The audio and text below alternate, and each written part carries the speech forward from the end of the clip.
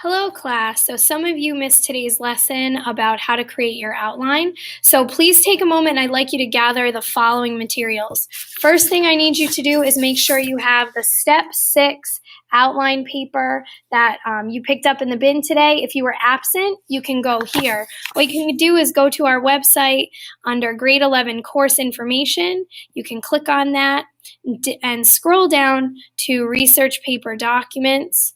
Under here, there is a research paper guide you can download and scroll down to the outline page of that guide.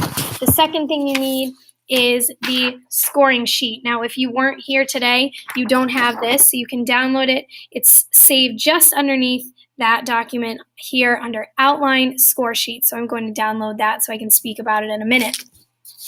So I'd like you to please follow along on the Step 6 outline paper first. That's the number one thing. We're going to discuss what's expected of you for this outline, which is worth a quiz grade due on Thursday. Just to be clear, it is minus 10 points for every day it's late, so it's important to get it done. So I'm scrolling down now to the outline page. It talks about the fact that the outline is used to help you when you write, and a good outline will save you writing time. Now, the outline format is very specific. The outline is to be typed double space and 12-point font. Next, the thesis is to be typed directly above the outline. So you should have your name and then type the thesis statement just below that. Make sure this is the only sentence you will write in your entire outline because it is a topic outline.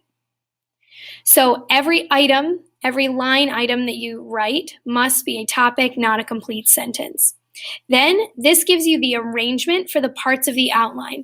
I would like you, though, to look at my screen. As you can see here, it says that the first item is actually the word introduction. You are not writing an introduction. You are writing the word introduction. So this is an error, and it should be in Roman numeral 2 because that would be your first main point.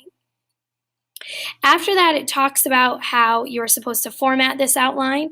The one note to make is that Microsoft Word and Google Docs do not like to use this particular format with capital A, capital B after Roman numeral, and then 1 and 2. So please be aware that you will need to make sure that you can format it exactly in that format. Next, it talks about that logic requires that there are never any lone topics or subtopics. So if there is a 2, there must be a 3, because remember, our 1 is the word introduction, not an actual introduction, just the word introduction. And if there's an A, there must be a B. So in class today, we said that what that means is everyone needs a friend. So you can have more than one friend. You could have 3 friends. You could have an A, B, C. But if you have an A, you must have a B. If you have a 2, you must have a 3 because this 1 is already taken up by introduction. Okay. The next thing we talked about in class today is that none of the topic line items should be followed with a period because it is a topic outline. Then after that, we talked about this idea of parallel structure. So what I'm going to do is take a minute to remind us what parallel structure means. We studied parallel structure in our discussion of Patrick Henry's speech. So if you need a refresher on parallel structure, you can Google it and it'll give you some information. It's a repetition of a chosen grammatical form within a sentence.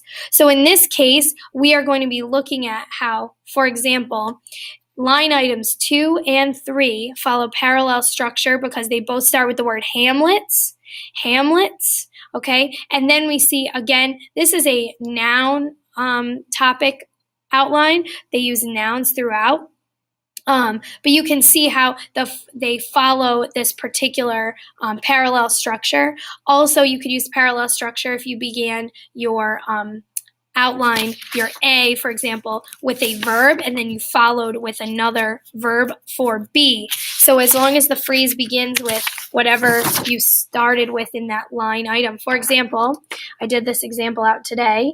If you start with a noun and then you have a noun for 2, you would need to have a noun for 3. And then for A and B, you could use verbs if you wanted to switch it up, or you could use nouns. But no matter what, the 2, the 3, the 4, etc., going on and so forth, must start with a noun, or you could start with a verb, or you could start with an adjective. You just need to make sure that those friends have the same beginning word or same part of speech as the beginning word.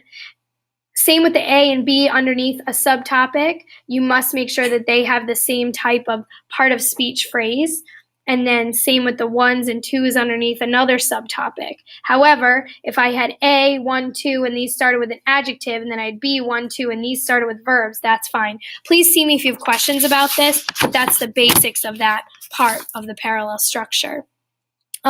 Going forward on this outline, the last thing you need is you need to make sure you don't have an actual conclusion, but you end with the conclusion line item. So just like you did with the introduction up here, you would have one introduction. You would need to end with, it might be 6, whatever, Roman numeral 6 conclusion. Okay? That's pretty much it. That's what we covered today in class. Just make sure that you go over this topic outline scoring sheet. It will discuss most of the things that I just talked about, and also it will tell you how you're going to be scored. Just one more thing, make sure that when you're creating the content and you're putting together this outline that you're as specific as possible, but you can't use full sentences. So just be clear in your writing and explain to me exactly what you mean when you write each line item. For example, in this bad example of an introduction, an outline. If you look here, there are the words smoke and nude, and those are examples, and that is unclear to me because as your reader, I don't know what you're referencing there and what you're going to be talking about. However, it's not a bad idea to think about maybe this B, for example.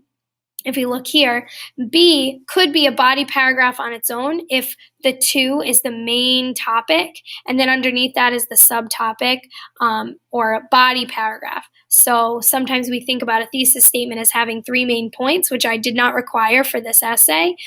In fact, I think sometimes it might trip you up. But break down your thesis statement into what are the main points you're trying to prove, and then break those down into sub-paragraphs. And that's what you can think of these A and B as, you can think of them as body paragraphs in your essay. That would mean that the 1 could be an example from Huck Finn, and the 2 could be an evidence from your secondary sources. So you might even consider using the titles from your note cards that you created and inputting those into the 1 and 2 here for each body paragraph. You do not need to have A, B, or 1, 2 in parentheses. This is just if you continued on through following that process and you needed to get more and more detailed. Please let me know if you have any questions. You can email me or see me in the morning or during advisory tomorrow. Thanks. Hope you had a good day. Bye.